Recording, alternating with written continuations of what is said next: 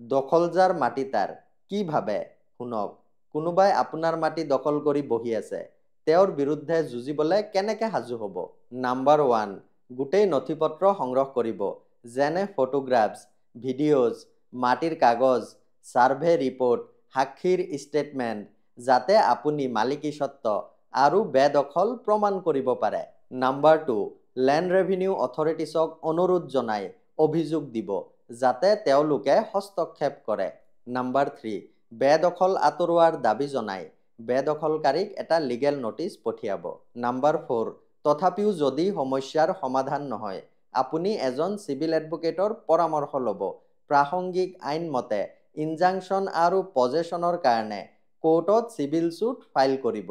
Number 5, যদি criminal ট্ৰেছপাছ জড়িত থাকে, আপুনি পুলিচৰ ওচৰতো অভিযোগ দিব পাৰে ছেকশ্যন 329 BNSৰ অধীনত।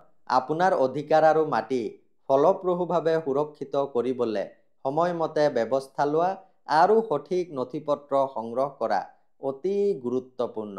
ৰীলটো শ্বেয়াৰ কৰিব। মাটি বাৰীৰ বিষয়ে এনেকুৱা ৰীল যদি নিতৌ চাব বিচাৰে মোক ফ'ল' কৰিব। ধন্যবাদ।